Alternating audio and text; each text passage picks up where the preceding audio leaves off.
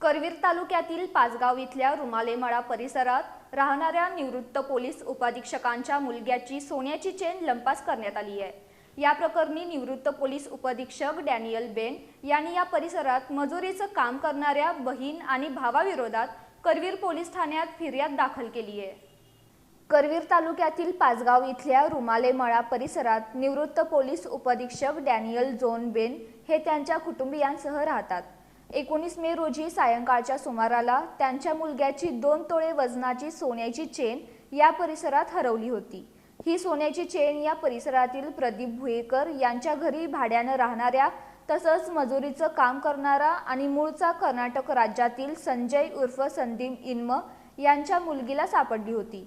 ही सोन्याची चेन संजय उर्फ संदीप इन्म आणि त्याची बहीण रेणुका या दोघांनी परत देतो असं निवृत्त पोलीस उपाधीक्षक डॅनियल बेन यांना सांगितलं होतं। मात्र वारंवार मागणी करूनही त्यांनी ही सोन्याची चेन परत न देता तिची परस्पर विल्हेवाट लावली।